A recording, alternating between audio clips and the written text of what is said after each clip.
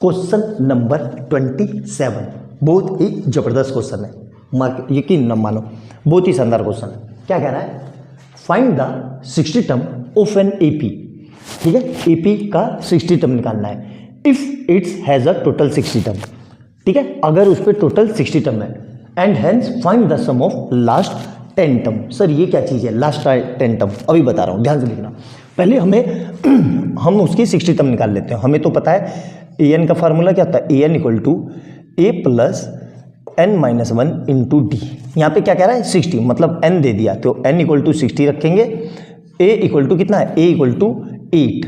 और डी कैसे निकालेंगे? देखो डी निकालने का क्या तरीका है, जैसे मैं बता रहा हूँ वैसे ही करना।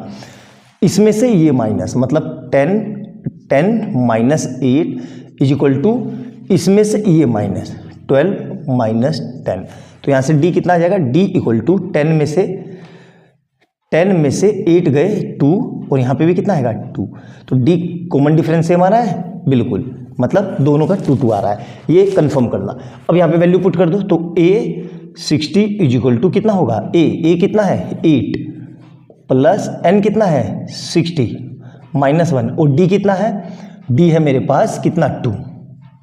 तो यहाँ से कितना आ जाएगा 8 प्लस 59 इंटू 2। तो यहाँ से कितना आ जाएगा 8 प्लस 60 दूनी 120 और 120 118।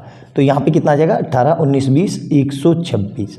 मतलब मेरे पास इसकी ए 60 टर्म जो है वो कौन सी है, वो है 126। ये आ गया। ठीक है, जो पहली कंडीशन हमसे पूछी थी।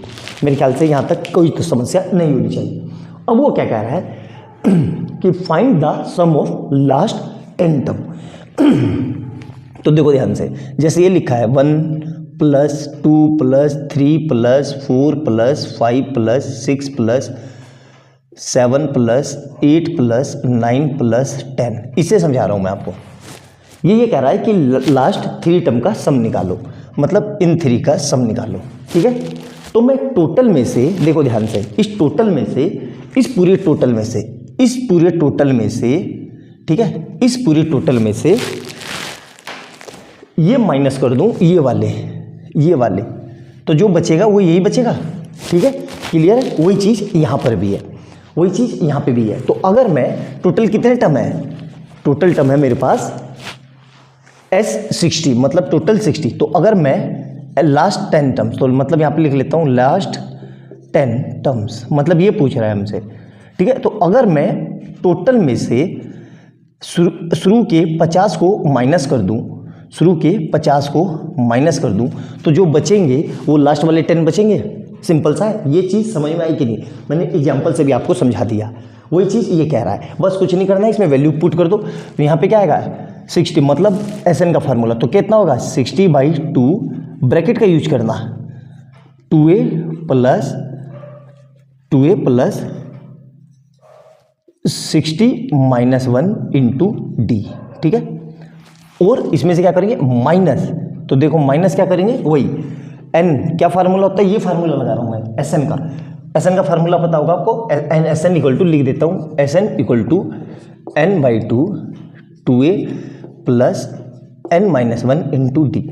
इस फार्मूले का यूज कर रहा हूँ मैं। और यहाँ पे क्या रख रहा है, n की जगह मैंने 60 रखा और बाकी।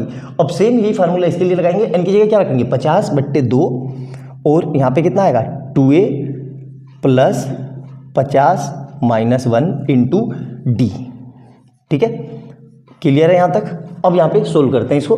ठीक है, डी हम निकाल चुके हैं, डी कितना है ये रहा 2, और ए भी हम निकाल चुके हैं। तो क्या कर रहा हूँ मैं, देखो 60/2, ठीक है, 2a 2 इंटू ए कितना है ये रहा 8 प्लस 60 माइनस 1 इंटू डी कितना था 2।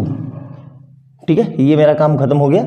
इसी तरीके से यहाँ पे माइनस 50/2, ठीक है, कितना आएगा 2 इंटू ए कितना है जी 8 प्लस 49, यहाँ से 49 इंटू डी। ठीक है, और डी तो है ही अपने पास, डी कितना है, डी अपना है 2, D2। तो ये ब्रैकेट बंद और ये। अब इसको सोल्व करना है। ठीक है, इस पूरे में से क्या कॉमन आ रहा है 2। तो देखो ध्यान से, तो 60/2 इंटू 2 मैंने बाहर निकाल लिया, तो यहाँ क्या बचेगा, देखो इस 2 से ये 2 कट गया, कितना बचेगा 8 प्लस 60 में से बन गए 59, ठीक है। उसी तरीके से माइनस यहाँ पे क्या किया मैंने, अभी माइनस को ऐसे ही रखा 50/2 इंटू इस पूरे में से भी 2 को बाहर निकाल लिया, तो ठीक है क्या बचेगा अंदर, देखो ध्यान से 8 प्लस 49, क्लियर है यहाँ तक।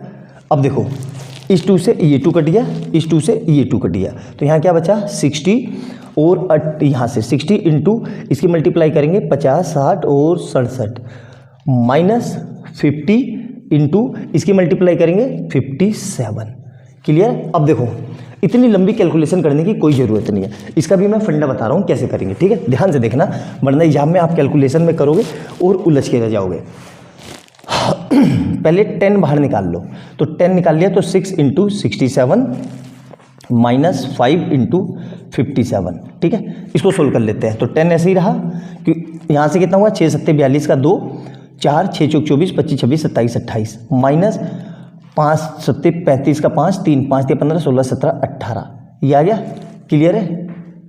5 दिया 15 16 17 18 200 250 18, गलत आ रहा है कुछ, 1 मिनट हो गया बेटा, यहाँ पे 7 पंजे 35 का 5 और 5 पंजे 25 26 27 28, ये आएगा यार, है ना, मैं वही तो देख रहा था गलती क्यों हो रही है, ठीक है। 5 पंजे 25 26 27 28, क्लियर है। अब इसको माइनस कर लो, तो 10 और इसमें से माइनस होगा, माइनस में कुछ मिस्टेक हो रही है क्या, अरे यार एक देखो मेरे से भी बार बार कैलकुलेशन मिस्टेक हो जा रही है यार। यहाँ देखो 10 ऐसे ही रहा, 6 7 जा 6 सत्ते 42 का 2 हासिल लगा 4, 6 6 36 और 4 40, ये आ गया माइनस 5 सत्ते 35 का 5 3, तो 5 पंजे 25 26 27 28, ये आ गया, ठीक है। तो यहाँ पे ये 10 बचा, यहाँ से कितना बचेगा 115 16 17 117, अब इस 10 को अंदर भेज दो, तो एक ये आ जाएगा लास्ट के 10 टर्म का सम।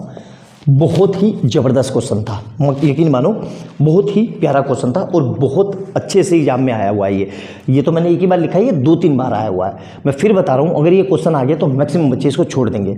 मैंने बहुत अच्छे से डिटेल में आपको समझाया है, एक एक बात बताई है, ऐसा हो नहीं सकता कि आपको समझ में ना आए। बस वीडियो को पूरी आराम से तसल्ली से देखना, ईयरफोन लगा के, इधर उधर ध्यान आपका ना भटके, एक ही बारी में आपको समझ में आ जाएगा। और वीडियो अच्छी लगेगी आपको, और वीडियो अच्छी लगेगी तो प्लीज़ वीडियो अच्छी लगेगी तो लाइक एंड सब्सक्राइब कर लेना और बेल आइकन दबा लेना कि जैसे मैं कोई नई वीडियो डालूँ उसका नोटिफिकेशन आपको तुरंत मिल जाए। मिलते हैं अगली वीडियो में बहुत प्यारे क्वेश्चन के साथ, तब तक के लिए बाय बाय दोस्तों।